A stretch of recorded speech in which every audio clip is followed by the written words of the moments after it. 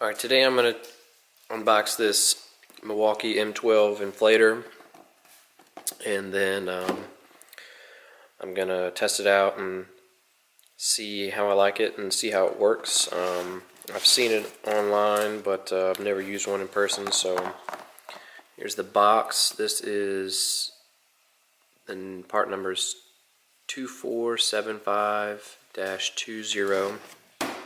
And this is the inflator with no battery, no charger, because I already have some batteries and a couple of chargers, so I didn't need those. Looks like it comes with a 3-year warranty, auto shut-off technology, anti-vibration stands, comes with the cord. And then it says it comes with a 26-inch hose and a ball inflation needle, inflation nozzle, and a Presta chuck. So we'll have to see what that is. But here are the dimensions and specifications for the inflator. So I'm gonna see if we can go ahead and open this up.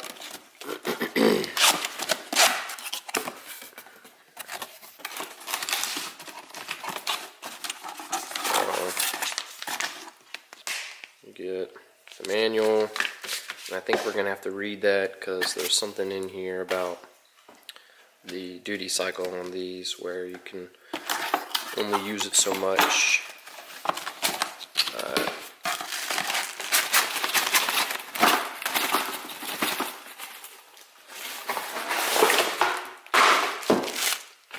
Alright, so here's the inflator.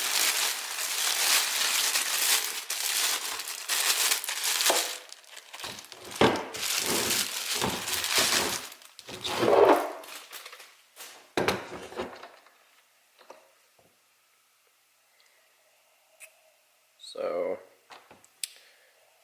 this is where your battery goes. Takes M12 batteries. And then on the back here, you got your hose. Let's see what else we got. You've got the ball needle here. And then these other two valves. I'm not sure what they do. This looks like the one that you just screw onto the valve stem, and you should be good to go. Let's see what this is. So this says Presta Valve. I'll have to read and see what that does.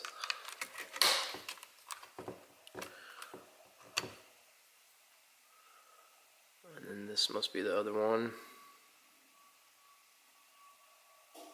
So maybe this one just blows air out. I'm not sure. We'll see what that one does also.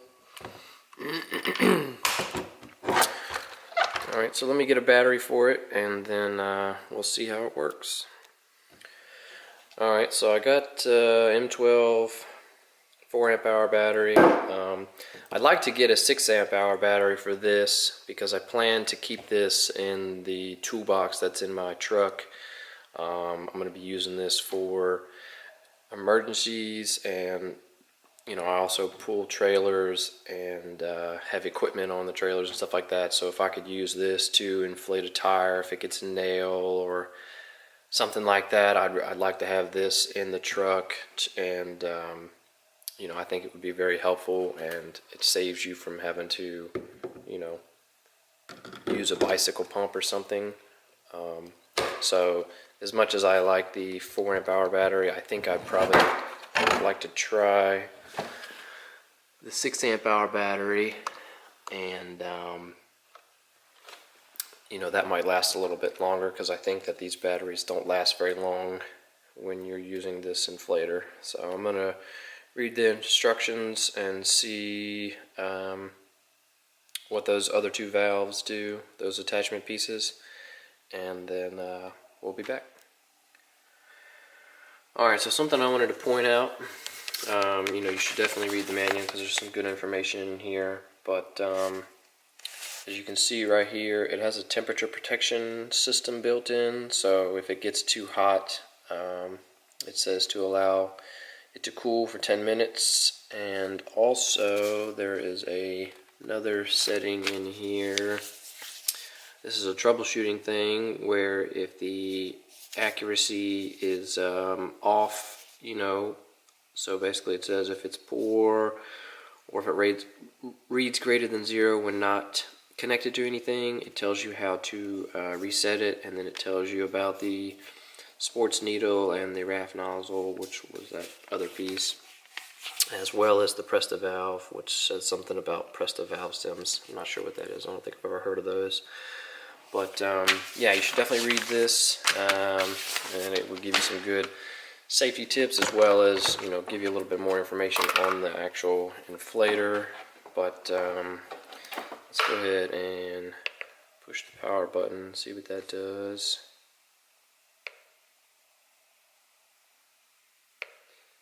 Maybe you have to hold it down or something.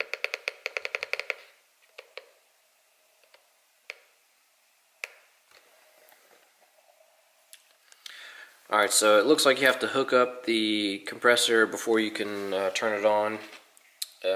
So you just take this piece that's already built in on here, you screw it onto the valve stem until it tightens down on it, and then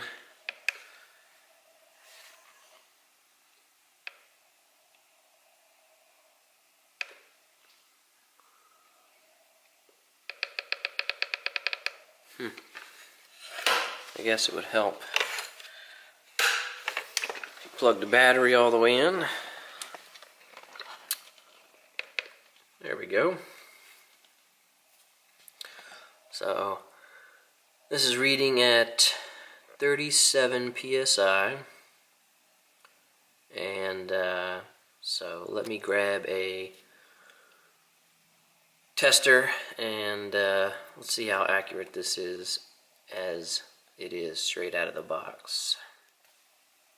Alright, so it's reading 37 psi. Let's take it off. So it reads 0. So it looks like it does work. I just didn't have the battery plugged in all the way. But let's see if we can get this to focus. So this is right at around 37, let's see, 37, almost 38. So let's see, let's try that one more time.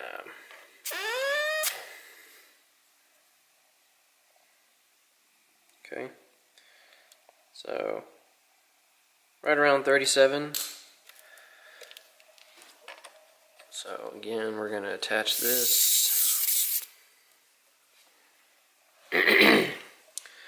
That reads 37 psi, and then I think you can set it to where you want. It goes up in increments of 1 if you press the button, and I think if you hold it, it goes up in increments of 5. So that's good. It makes it easier to scale up in case you have higher PSIs. So like a tire like this is just a passenger car tire. So, you know, it's going to be at 37 psi, but, you know, for my truck, you know, and my trailer tires, they're well over 50. So the trailer tires, I usually keep those around 50, and then the truck is usually around 60 to 70. So I'm going to let some air out of this tire, and then we will see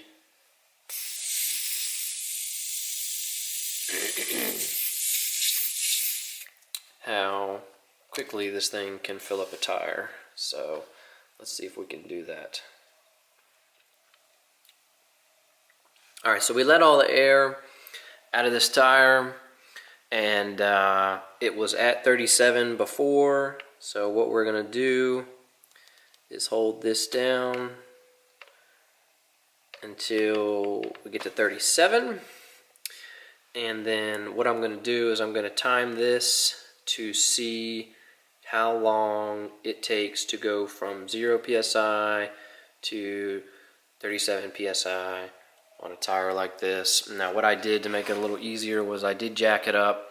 You know, when you're going from 0 on a tire like this, it really does take a lot of energy when you have the full weight of the car, well, not the full weight, but you know what I'm saying. This whole corner weight is just weighing down on the tire. Makes it a little more difficult to fill up the air in the tire from 0. If you were just trying to fill it up, if it was already filled up, it seems like it's easier, because I've tried to fill up a tire when it was all the way flat for the most part, and with an inflator, not this one in particular, but another one that I have, you know, that's just a little battery operated one, and it really helped when I jacked it up. The process went a whole lot faster. So if you are able to jack up your tire to fill it up or remove it from the vehicle, you know, either way it would be recommended. But what I'm going to do is time this and see how long it takes to go from 0 to 37, and then we'll be back.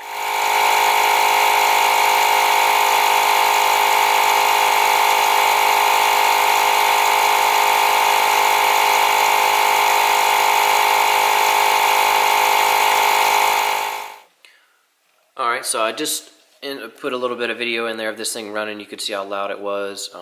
We just stopped at 37 psi, and you can see it's taken about half of a battery for the 4 amp hour battery to go from 0 to 37 psi, and I timed it, and it took about 8 minutes and 35 seconds to go from 0 to 37 psi. And again, about half a battery.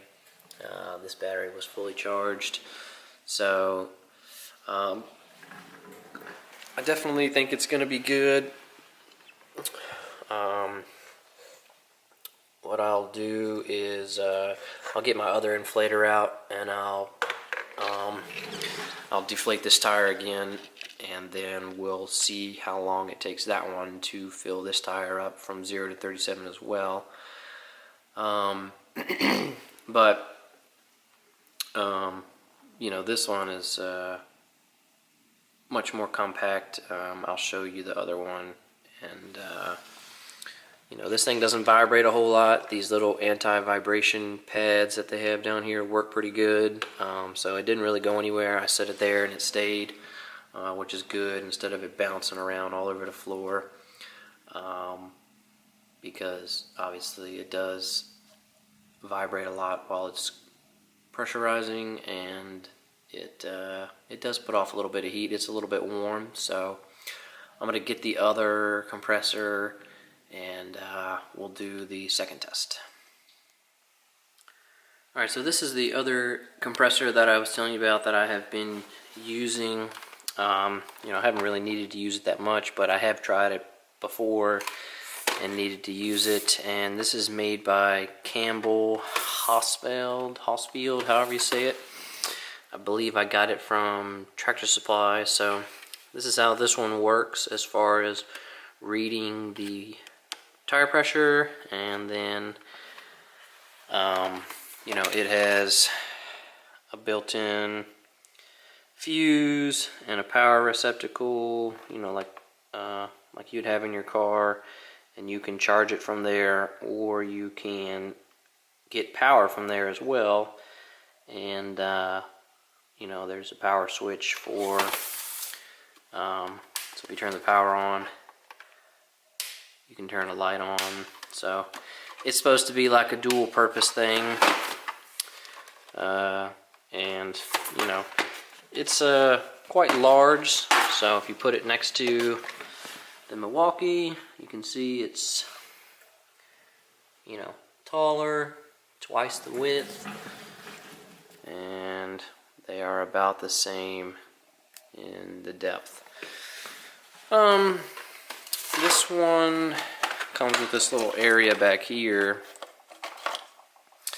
and this is your cable. Has this old school type You stick it on there and you pull the lever to tighten it down, and then they give you some extra stuff. So for instance, if you needed to, you could take this and plug this into your outlet in your car or your vehicle, and this would run to this unit, and it would basically just be a power supply, and then you could continue beyond the battery level that is already inside of this. So you can use this as is, or you can run it with that. And so they give you this long cable in case you needed to go from the vehicle to anywhere else, and then they give you some tips with it. So they give you a ball needle and some inflator pieces, and they also give you a spare fuse, and then all that stores down in there. So basically what I'm going to do with this is we are going to plug this one up to the tire. Again, same tire. What I'm going to do is let all the air out of this and then hook this up, and we should be good to go to test out how long this one takes to fill up the same tire to 37 psi from 0. So I'm going to let the air out off camera, and then we'll get back to it. Alright, so I've got it all hooked up with the air let out completely, and again it's jacked up, the vehicle's jacked up, so the tire is off the ground, and so all we have to do is come down here and flip this on, and then I'll flip the compressor on at the same time that I start my watch, my stopwatch, and then we will come back after we see how long it takes.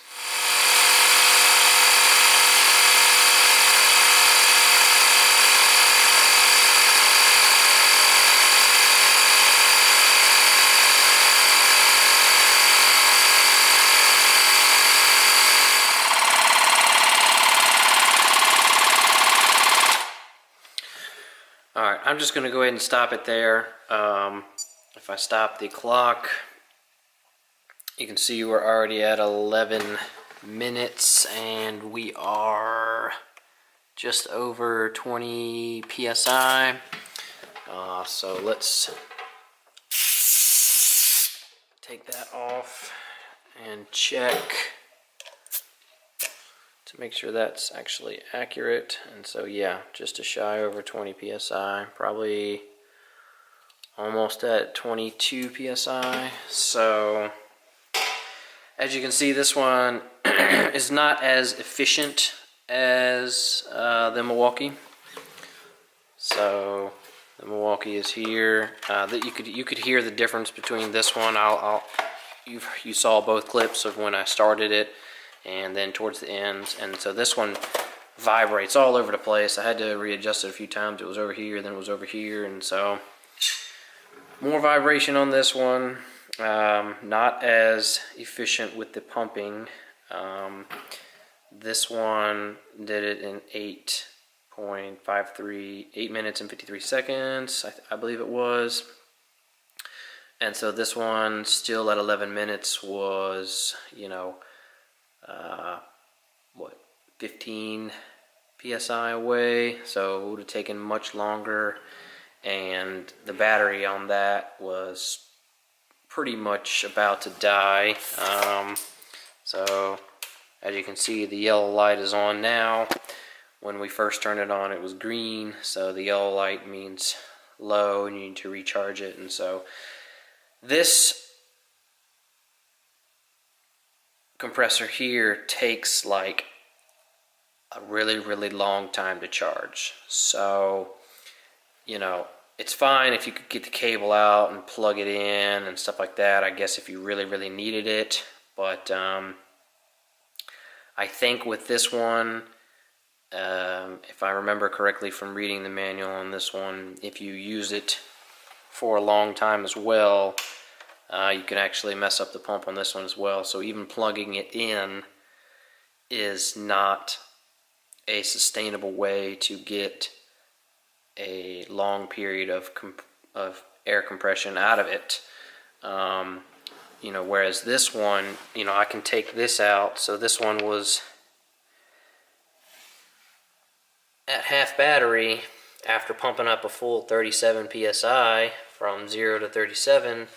And so what I can do is I can, you know, take this battery out, and I can, you know, I could, in theory, put it on the charger in, you know, even if you brought a charger with you and kept it in your toolbox as well, you know, if you were going to keep, you know, for like your truck or your equipment or something like that, even if you kept the toolbox in your truck, you know, my truck has an inverter built into it, so I can plug the battery charger into my truck and charge one of these batteries, and they charge in like 30 minutes, 45 minutes maybe for the 4 amp hour.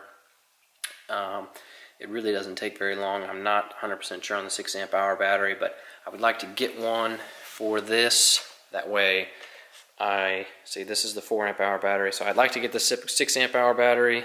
That way, when I use it, if I do need to use it, it's not going to go dead. The battery's not going to die as fast. So for me, you know, I occasionally have to pull a nail out of my trailer tire for the most part. Not usually in my truck, thankfully, but frequently in my trailer.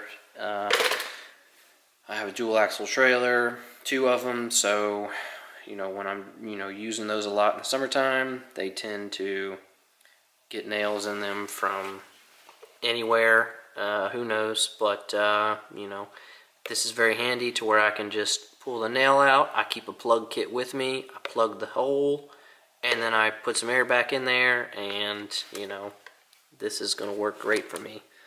So again, I would recommend this for you. This was $69, I believe, so 70 something with some tax, and that's with no batteries or anything. And this one here was about $60 as well. And so, you know, it's kind of a vice versa. You know, I already have the M12 platform, some tools for that, as well as the M12 and the M18 platform. So if you want to see more videos about those, you can check the end card on the video or the link in the description. And you know, I have more videos about the Milwaukee tools that I have, some reviews and stuff like that. So I'll put a link in the description to where you can get this. I buy most of my Milwaukee stuff from Home Depot. So they usually have great prices online, and sometimes they even run deals where you can get packaged Milwaukee products and they'll give you extra batteries. And so we always need extra batteries, especially if you have battery powered tools. But yeah, so if you like this video and it was helpful, consider subscribing and like the video and share it. That way other people can see this as well. I believe they came out with this towards the end of the year, mid-year I guess you would say, in 2018. And it seems like a lot of people like it, and it's definitely going to be quite handy. And you know, again, I bought this myself, so it's something I am going to use in my life, and that's why I wanted to share it with you. Thanks for watching.